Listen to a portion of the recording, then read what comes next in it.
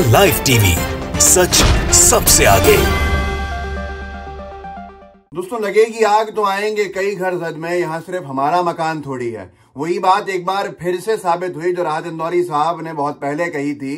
जो पूरा का पूरा तमाशा हुआ पिछले 2-3 दिनों में, हिंसा हुई, कैसे जुलूस के बाद मस्जिदों में पथराव किया गया, ये कहा गया कि मस्जिदों से पथराव हुआ था, और तमाम चीजों के अंदर शहर में फसाद कई जगह पर देखने को मिले। बिहार शरीफ में बीजेपी के ही नेता का जो शोरूम है उसको संगीन नफरतबाजों ने लूट के रख दिया। पूरा का पूरा सीसीटीवी में कैप्चर हो गया। मैं आपको वीडियो दिखाऊंगा, विनोद कापड़ी साहब ने डाला है और लिखा है, रामनवमी हिंसा के बाद बिहार शरीफ में बीजेपी के ही मुस्लिम नेता और कारोबारी हैदर आजम का शोरूम लूट लिया गया। अब जो कहीं ना कहीं संरक्षण देते हैं, कहीं ना कहीं ऐसे लोगों का, संगीन नफरतबाजों का समर्थन करते हैं, जस्टिफाई करते हैं, उन पर सख्त कार्रवाई नहीं होती है, बहुत सारी जगह पे ऐसा देखा जाता है। आज वही इसका शिकार हो जाए जो उस विचारधारा के साथ खड़े हों, तो फिर जाहिर सी बात है वही शेर याद आता है कि लगेगी आग तो आएंगे कई घर जद में, यहाँ सिर्फ हमारा मकान थोड़ी है। मैं आपको बिहार शरीफ की उस घटना का सीसीटीवी रिकॉर्डिंग दिखाता हूं जहां रामनवमी पर हुई हिंसा के बाद संगीन नफरतबाज जो थे वो शोरूम लूटने पहुंच गए। और कैसे पहुंचे कि वो सीसीटीवी में रिकॉर्ड होगा। बीजेपी के ही मुस्लिम नेता का शोरूम था जिसने खुद भी ट्वीट किया है, लेकिन पहले इस वीडियो का एक अंशभाग देख लीजिए।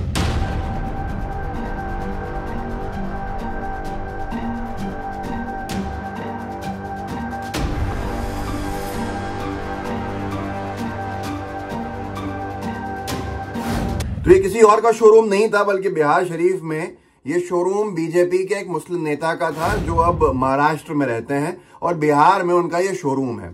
जो हैदर आजम खुद को लिखते हैं, हैदर आजम ने खुद लिखा है, इसको खुद भी ट्वीट किया है, सिर्फ विनोद कापड़ी साहब ने नहीं बल्कि कापड़ी साहब का ट्वीट उन्होंने रीट्वीट भी किया है। हैदर आजम लिखते हैं इसी वीडियो को डाल के, कल शाम 5 बजे बिहार शरीफ जिला नालंदा बिहार के मेरे डिजिटल दुनिया मॉल पर अज्ञात लोगों ने हमला करके सारा माल लूट लिया। मुंबई में रहने के बावजूद बिहार के लोगों को रोजगार देने हेतु हमने वहां कारोबार शुरू किया। इस प्रकार के हादसे को देखकर कौन आएगा बिहार में काम करने। ये मजबूर हैं क्योंकि ये कह नहीं सकते हैं कि इन्होंने सीधे तौर के ऊपर इशारों में बिहार की सरकार पर हमला भी किया और अपनी जो पीड़ा है वो भी दिखा दी वीडियो डाल के। विनोद कापड़ी साहब ने जब इस वीडियो को ट्वीट किया तो रीट्वीट भी किया है हैदर आजम ने। हैदर आजम खुद को ट्विटर के ऊपर बीजेपी का नेता बताते हैं, सेक्रेटरी हैं बीजेपी, ये उनका ट्विटर प्रोफाइल है, सेक्रेटरी हैं बीजेपी महाराष्ट्र के, खुद लिखा है ex chairman Maulana Azad minorities financial development corporation limited, government of Maharashtra, state minister rank जिनके पास रही हो, जो राज्य मंत्री दर्जा प्राप्त रहे हो फडणवीस साहब की सरकार में। तस्वीर उन्होंने फडणवीस साहब के साथ लगाई हुई है, पीछे रामनाथ कोविंद जी की तस्वीर है और मोदी जी की तस्वीर है, और खुद वो स्वागत कर रहे हैं, अभिनंदन कर रहे हैं किसका, बीजेपी की उस वक्त के मुख्यमंत्री देवेंद्र फडणवीस जी। अब सबसे बड़ा सवाल यह है कि ऐसी विचारधारा का जिन्होंने समर्थन किया, जिन्होंने हमेशा उन विचारों के साथ खड़े होने का काम किया, आज उनके शोरूम के अंदर भी जब लूट का वक्त आया तो लूट कर ले गए लोग सामान उनका।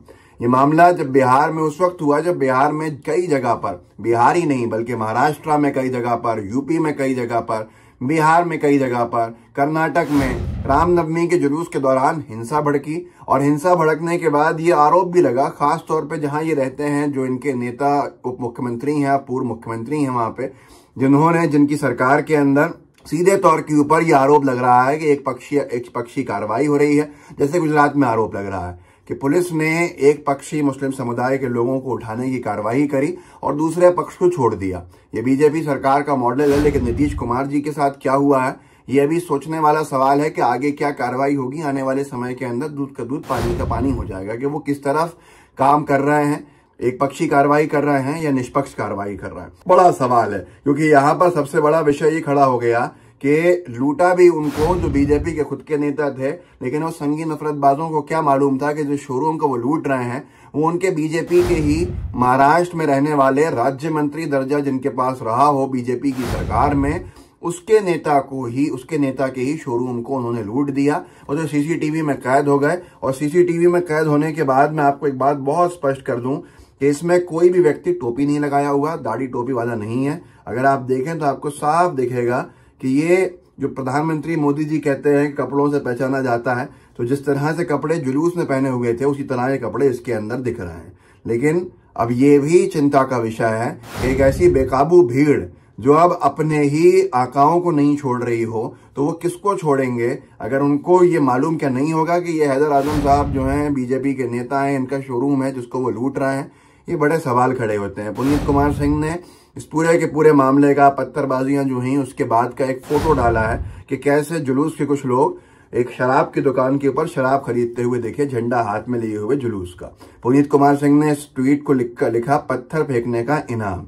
तो ये सारी की सारी चीजें हैं जो आज चिंता का विषय होना चाहिए। लेकिन एक लफ्ज भी इस पूरी की पूरी हिंसा को गलत बताने का या ये कहने का कि दोनों पक्ष की तरफ से कुछ ना कुछ हुआ, या ये सच्चाई बोलने का कि कैसे जानबूझ के मस्जिदों के सामने ले जाके डीजे बजाया गया, डीजे के गाने बजाए गए, गाने जो थे वो नफरत से भरे हुए गाने बजाए गए, ऐसे नीचा दिखाने के गाने बजाए गए जिसको हम सब जानते हैं, जो एक पैटर्न बन चुका है। अब उस पैटर्न के बाद जब वो वहां से हटे हैं तो उन्होंने लूट का काम किया, और लूट वो सीसीटीवी में कैद हो गए, और लूट भी डाला किसको?